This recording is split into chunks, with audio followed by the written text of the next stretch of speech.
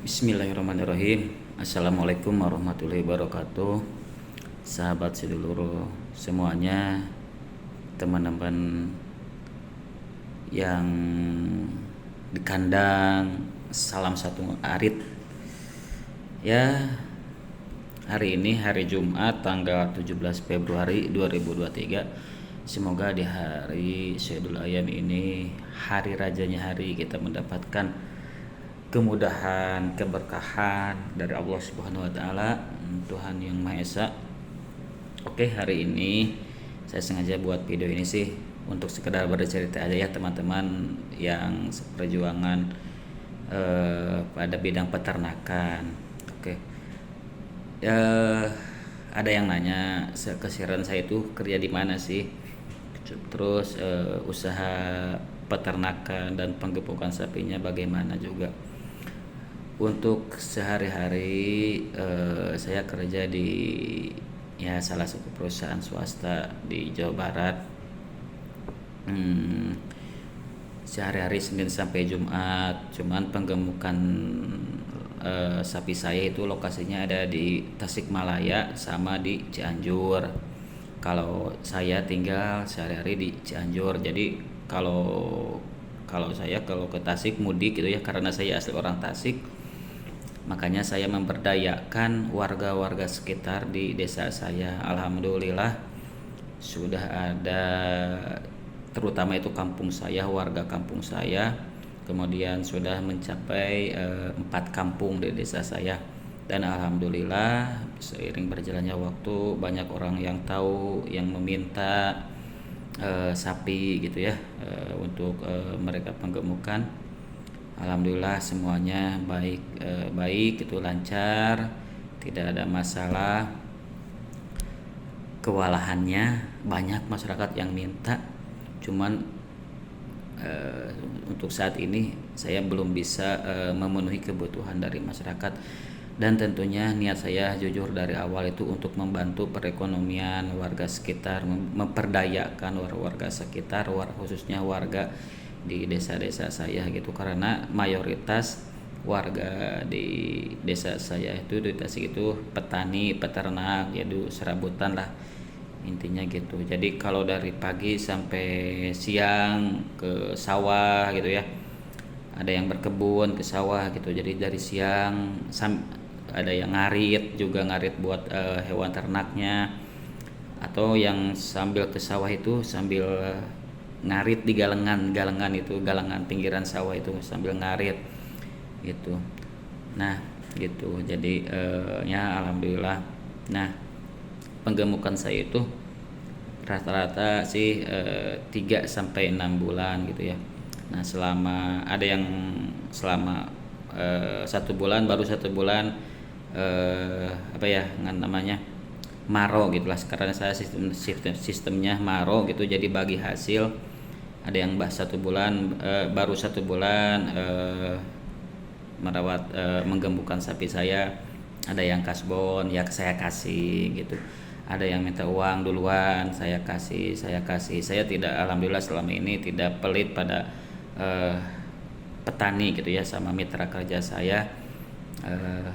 Jadi alhamdulillah kalau mereka butuh sesuatu, misalnya butuh arit saya kasih, butuh tambang saya kasih.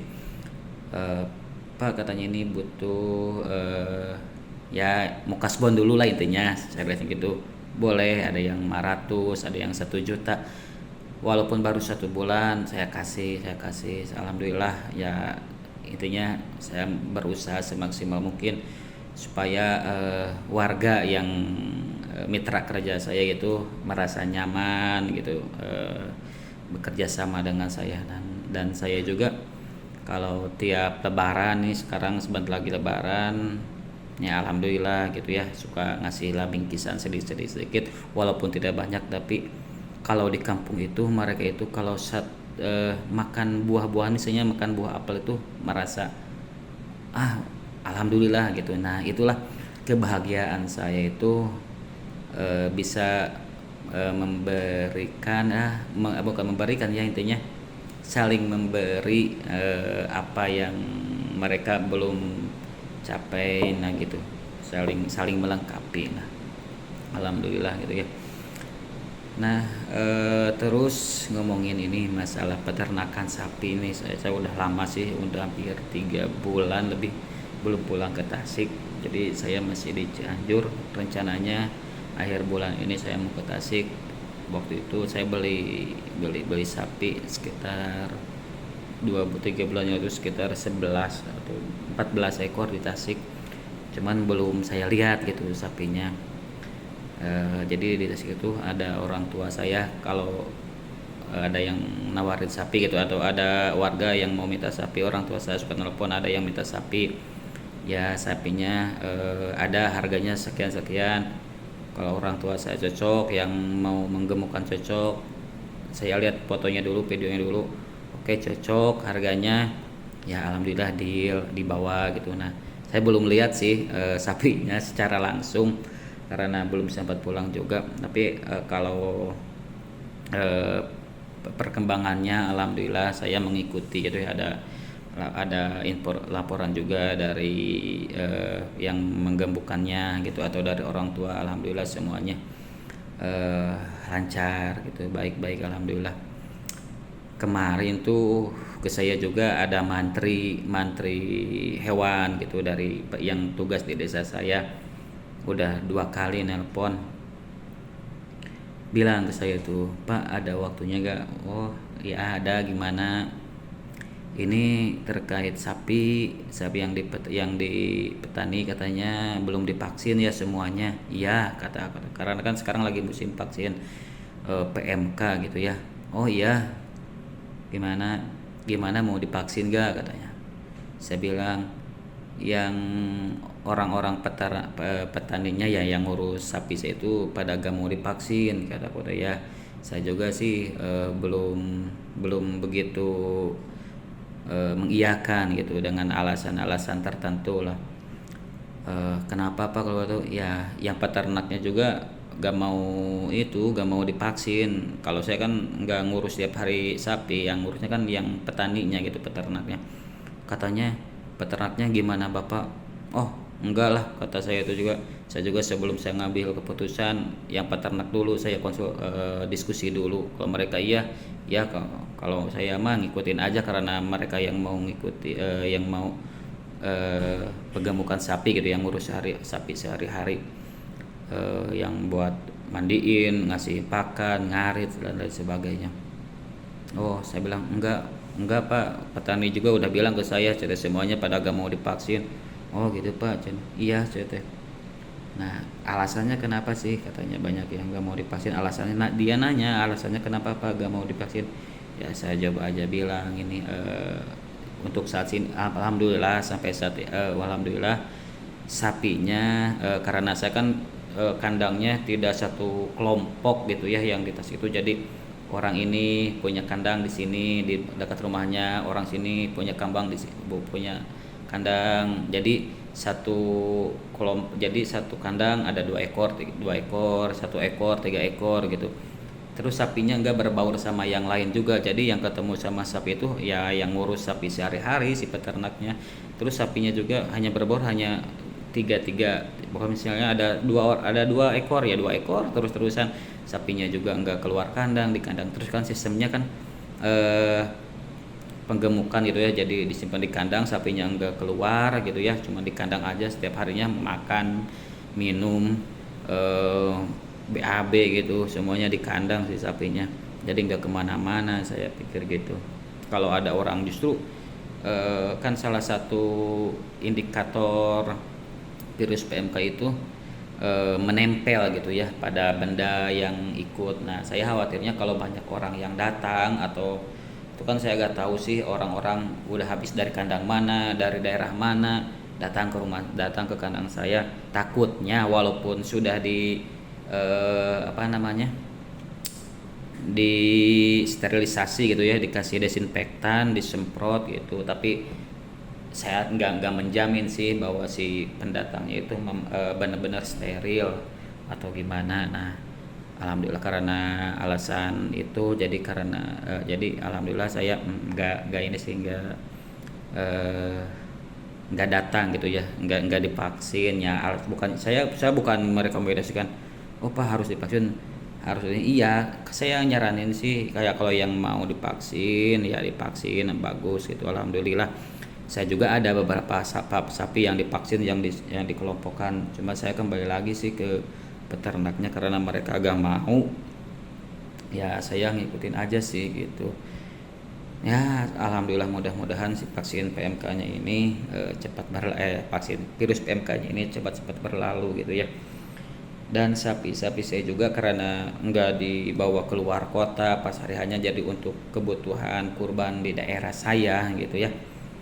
Ya, jadi di daerah itu aja gitu. Jadi kalau untuk keluar kota kan sekarang syaratnya harus divaksin, harus pakai anting, dan itu jadi suatu keharusan. Dan saya juga kedepannya mungkin akan melakukan vaksinasi untuk hewan-hewan ternak gitu ya, sama ya ngikutin ketentuan pemerintah juga. Cuman sampai sekarang belum belum divaksin semuanya gitu, baru ada 4 ekor yang di Cianjur yang saya vaksin. Kalau yang di Tasik karena mereka yang itunya gak mau, ya saya ngikutin aja sih gitu ya. Alhamdulillah sih. Terus ini ada kejadian bikin saya dulu tahun 2021 itu saya beli sapi, ngirim dari Jawa gitu ya. Dari mana saya gak tahu sih sapinya, katanya sih dari Jawa ke Cianjur, dari Cianjur saya bawa ke Tasik. Seminggu sapi saya lihat sapinya pas begitu sebelum diberangkat ke Tasik, saya lihat sapinya semuanya bagus, normal gitu ya, pada dan gemuk-gemuk gitulah. Saya bawa tuh 5 ekor ke Tasik. Nah, selang seminggu ada 2 ekor sapi yang tidak mau makan. Nah, itu harganya itu juga sapi yang lumayan besar sih menurut saya, ukuran badannya. Cuman untuk pembakalan itu harga yang lumayan lah menurut saya waktu itu. Aduh, ini sapi udah gak mau makan katanya, ada laporan. Udah dikasih vitamin, kasih ya pengobatan tradisional juga, kasih vitamin, disuntik nih. Nah, sampai ada yang lumpuh juga si sapinya. Nah, udah saya ngasih ya ngasih vitamin udah berapa ratus ribu lah, hampir sejutaan gitu. Kemudian ditungguin siang malam karena sapinya gak mau makan, mau disembelih juga gimana gitu ya, di bulan-bulan biasa ngejual dagingnya juga pasti jauh gitu. Saya berharapnya sih sapinya bisa baik lagi gitu. Nah, setelah 2 minggu sapi itu makin drop, ada yang merah sama yang hitam. Yang hitam itu 2 minggu itu dia asal yang tadinya badannya besar gitu ya, dia lumpuh, gak bisa makan, gak bisa berdiri gitu. Ternyata setelah dicek sama si materinnya itu, di dalam mulutnya itu ada binatang lah, belatung. Nah, itu membuat saya itu waktu itu benar-benar shock gitu ya, drop. Aduh, ini kenapa gitu, saya baru pertama gitu ya, sapi saya seperti ini, kenapa gitu ya. Saya sapi ini kenapa, walau alam sih saya tinggal nggak buruk sangka sama orang lain atau gimana ya. Walaupun waktu itu ada persaingan. Kalau persaingan bisnis menurut saya sih nggak merasa bersaing gitu ya. Ya mungkin ada orang yang yang gimana gitu, saya nggak berpikiran seperti itu. Tapi kata orang-orang, wah katanya ini dari orang lain dikirim supaya jatuh atau gimana gitu ya. Saya masih berbaik sangka aja lah. Kalau saya pikirnya ini saya niatnya baik, memperdayakan untuk kemanfaatan manusia juga, orang-orang juga, dengan niat yang baik itu insya Allah juga melindungi gitu ya, dan memberkahkan untuk semuanya gitu. Dan saya percaya itu. Nah, udahlah, yang itu akhirnya yang saya beli itu dibawa lagi loh ke Cianjur dengan kondisi sapi yang sudah tidak berdaya. Pas saya ada videonya itu sapi dibawa dari kandangnya ke jalan gitu ya, itu digotong pakai tambang, pakai papan kayu. Itu saya melihatnya juga sangat miris sekali gitu ya. Nah terus dibawalah ke Cianjur. Saya pakai ongkos lagi sekitar 1 jutaan lah, kurang lebih 900 sampai 1 juta bawa ke Cianjur. Ya udahlah, saya gak apa-apa ngeluarin uang juga. Nah dengan berharapannya di Cianjur dirawat di apa gimana gitu ya, di kandang di sini. Eh, tapi makin kesini sapi udah mulai berdiri, sehari, kedua hari ngedrop lagi, ketiga hari makin ngedrop. Ya udahlah, intinya waktu itu disembelih gitu ya. Kebetulan ada warga yang mau membeli dagingnya ya, yang dengan si apa sih namanya itu, yang buruk tadi, yang ada binatangnya itu dibuang, kepalanya itu sama sekali dibuang, dan yang lain-lainnya masih bagus gitu ya, dengan cara pengolahan yang baik juga gitu. Ya alhamdulillah, walaupun daripada saya berpikirnya gini, daripada ini sapi mati dengan sia-sia mubazir, dengan saya sembelih aja walaupun rugi gitu ya, mending mah ada sedikit manfaatnya gitu, jadi tidak sia-sia. Nah udahlah gitu. Nah ada yang pengalaman seperti saya ini gak ini, ada yang memiliki pengalaman yang sama gak, kejadian yang seperti itu, sapinya ada mengeluarkan binatang atau belatung. Nah itu penyebabnya apa sih, saya belum tahu. Terus sapi yang merahnya juga itu tiba-tiba lumpuh, gak bisa berdiri, gak mau makan, langsung kurus. Nah akhirnya sapi yang itu juga saya berpikirnya sebelum ini sapi ngedrop nanti susah lagi dibawa ke Cianjur gitu ya, ke sini. Saya bawa aja dulu mumpung sapinya masih bagus gitu ya, masih bisa berdiri. Ya walaupun dijual dengan harga yang rugi, waktu itu saya beli misalnya sekitar 16, dijual 12 gitu ya, baru 2 minggu atau 3 minggu udah rugi itu 4 jutaan, 5 juta sama ongkos. Ya udahlah, saya bawa ke Cianjur, saya jual lagi. Ada yang nampung katanya mau dirawat dulu gitu, tapi dengan harga yang 12 juta, padahal saya waktu itu beli sekitar 16 juta 2 minggu yang lalu. 2 minggu saya jual tuh 12 juta, 4 juta ya termasuk ongkos 1 jutaan, hampir 5 juta gitu ya. Padahal mah di Tasik saya dirawat dulu gitu si sapinya. Nah gitu rugi. Nah ya ada 2 sapi, terus yang merah satu lagi juga sama. Jadi dari 5 ekor tuh 3 ekor yang apa yang namanya, yang sakit itu ya, yang sampai rugi.